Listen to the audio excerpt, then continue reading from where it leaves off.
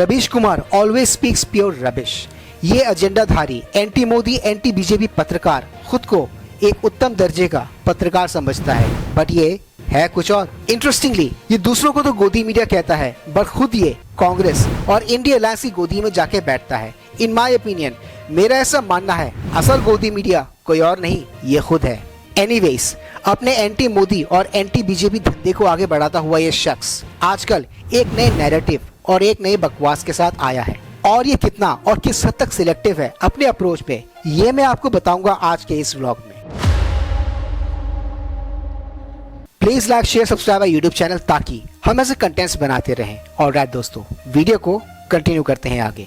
आज के इस व्लॉग में हम करेंगे रवीश कुमार की बकचोदियों और बकलोलियों की पोल खोल।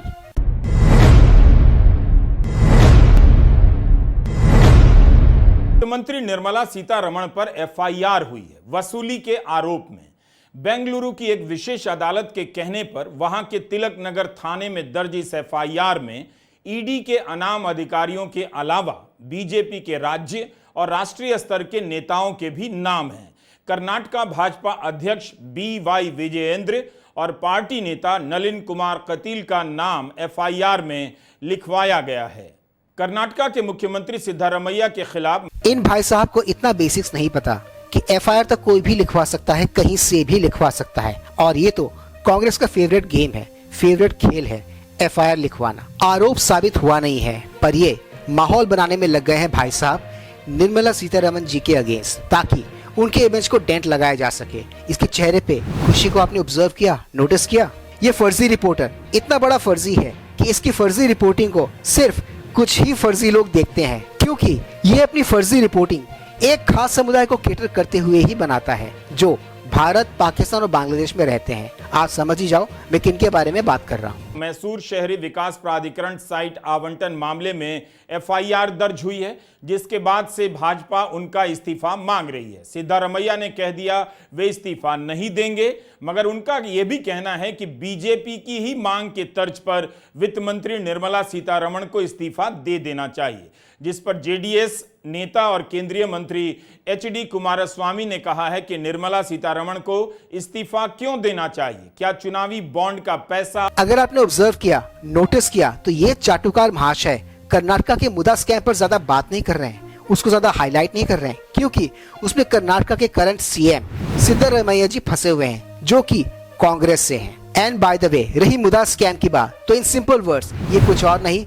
कर्नाटका में एक जमीन आवंटन घोटाला है, जिसकी चर्चा आजकल मीडिया और न्यूज में खूब हो रही है। सीतारमण के निजी खाते में गया है, क्या उन्होंने सत्ता का दुरुपयोग किया है और आपकी तरह खुद को लाभ पहुंचाया है?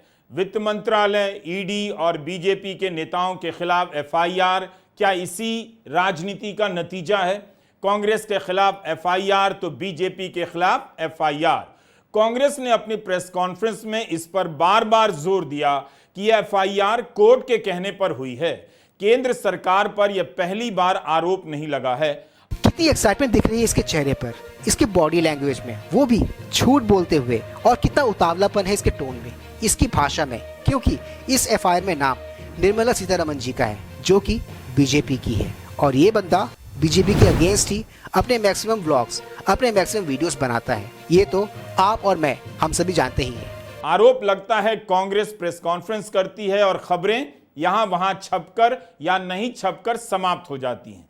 वित्त मंत्री पर वसूली का आरोप लग जाए, खुद वित्त मंत्री को प्रेस कॉन्फ्रेंस करनी चाहिए, ताकि पत्रकार लगे हाथ उनसे माधवी बुच के बारे में भी सवाल कर सकें।